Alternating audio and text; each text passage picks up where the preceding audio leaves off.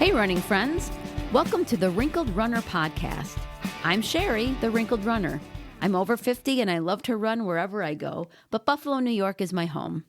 If you are looking to start to run or you're an older runner, this podcast is especially for you, so subscribe now. I love to help people get running and keep running. As you know, I'm all about running. I love it. It's what I do. It's actually kind of weird when I'm not in running clothes and I'm in normal clothes and wearing makeup and do my hair other than a ponytail. So it's also weird for me that I can feel like I don't want to go for a run. I don't feel like getting ready. I just want to snuggle under the covers.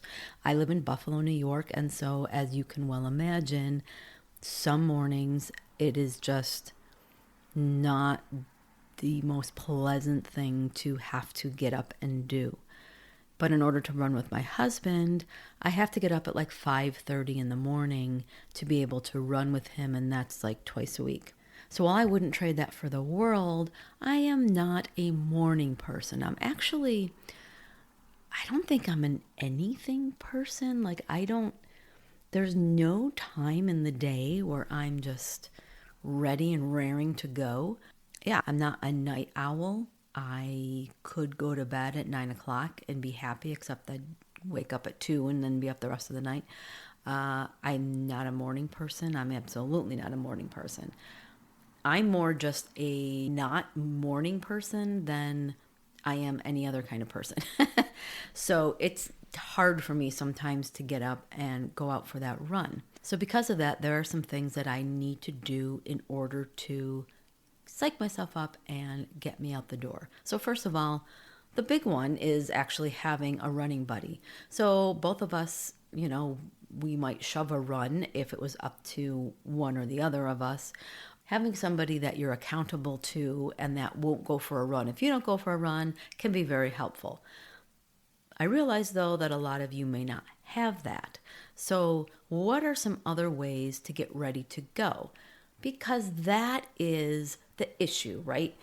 It's the getting ready to go part of it that can be such a pain and can make us not run. And that happens with everything that we do, I feel like. Any project, if you're going to be painting a room, say you want to paint a room, it's not hard when you get into painting the room, and most rooms will take even if you prime it, you could prime, do a coat in one day, do a coat the next day, and you're done. It's the getting ready that's the pain in the butt. It's the pulling the ladder up from the basement to the room that you're going to paint. It's finding the brushes, going to get the paint at the paint store, figuring out what color, moving the furniture, taping the baseboards and cutting in, which is horrible. But that's what stops us, is the thinking of all the things we have to do just to get ready to do it. And so a lot of times I think we feel like if we can't get something done all in one session, we aren't going to do any part of it. So what I've done with the project side of things is I will set the timer for 15 minutes, like during the day, every day for however X many of days that it takes me. And just for 15 minutes, I will get things going that I'm going to need to do for whatever project. 15 minutes is time to drag the ladder up from the basement and get that set up in the room.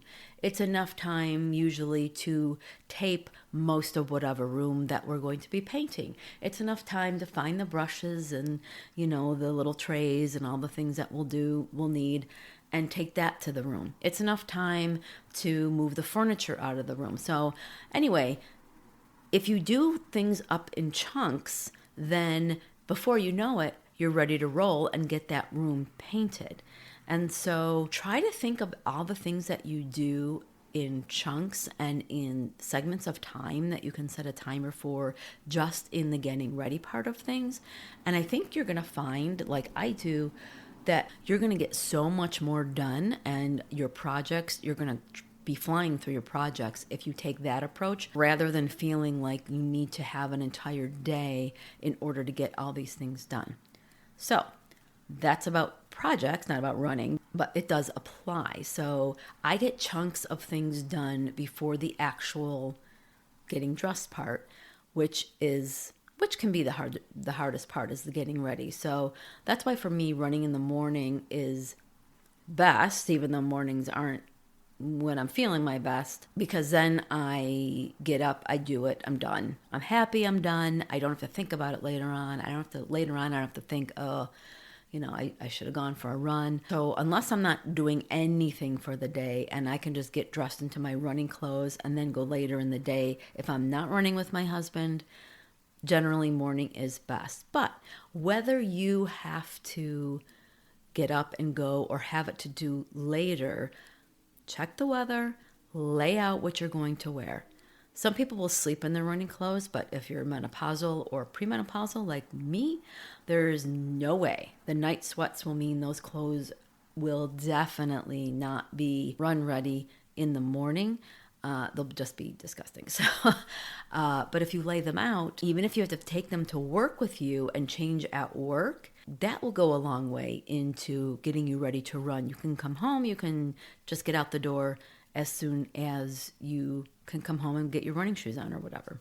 In addition to laying out whatever clothes you're going to be wearing, make sure your shoes, your jacket, your hat, your belt, your lights, your watches, your earphones, everything is by your exit, ready to go. That way, if you're missing a glove, you're not finding out about that at 6 o'clock in the morning or, at night when you get home from work and you still have to make dinner and everything, but you were going to get out for a run. If you find that you can't find your glove or can't find your hat or, your shoe is soaking wet from the night before, all those things can contribute to you actually just deciding you're not going to go. So if all that stuff's ready, you don't have to even think about it.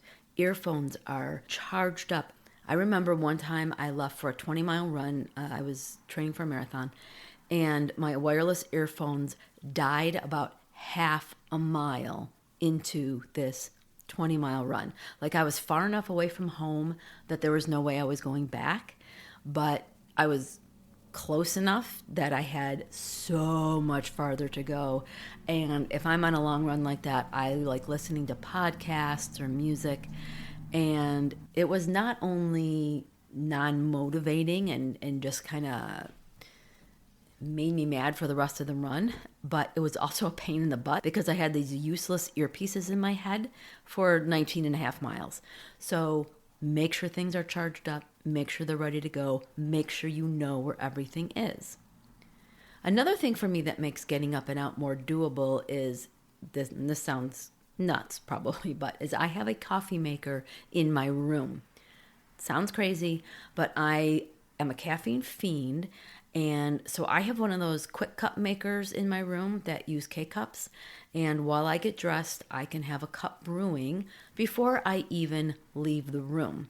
Now, a regular coffee maker I set up before we leave. I grind the beans. We turn it on as soon as we get back so it stays hot because ours doesn't have like a heater underneath. And that's a whole thing because my husband roasts green beans and everything that he does when it comes to coffee is quote unquote optimal, but sometimes I just need a cup of coffee before I can get out the door. And especially on mornings where I run with my husband, I drop him off at home and then just run past the house and go run with my son. And that'll be several hours before I can get back and actually get into my morning coffee. So I need that cup of coffee before I go. And, having a coffee maker in my room so that while I'm getting dressed, it's brewing helps immensely. And it helps me to roll out of bed when that alarm goes off, which is another thing too. When that alarm goes off, if you're getting up for a run in the morning, especially if you have to go to work afterwards, get out of bed. I have a lamp on my nightstand. As soon as that alarm goes off, I roll over and I turn on that light to start getting me waking up, and I get out of bed as soon as I can and get that coffee going. Because if you snuggle down, if I think about it too much, of course snuggling down in the sheets sounds a lot better than getting up and moving. When that alarm goes off, roll out of bed and start your process. So for longer runs, when I need some nutrients and carbs before I head out, I keep that next to my bed actually, along with a bottle of water, and I sip the water through the night to stay hydrated. Again, insomnia is just part of menopause, but I'll eat the snack as soon as I get up, and then I don't have to drag downstairs.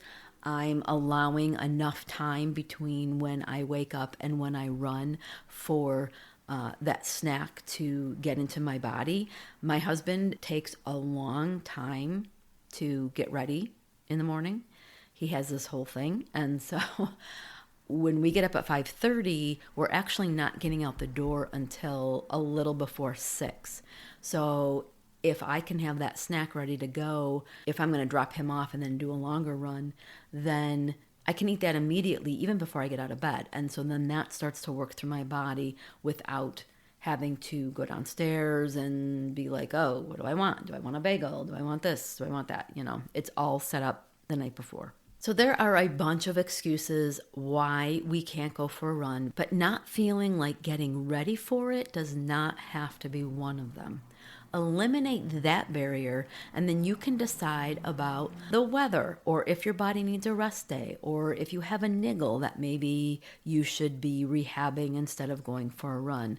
Those are all good reasons to not go. But just because you don't want to get dressed, or because you have to go in your closet and dig around for socks, that should not be one of them. Later in the day, you are going to be so happy that you got out the door for that run, and you're not going to kick yourself because you didn't go just because you didn't feel like it. Even if you run on it, oh my goodness, I am having to stop and be silent and wait for these cars to go by every 30 seconds. Now I live in the city, so that's not that unusual, but we don't have that much traffic, I feel like, during this time of the day.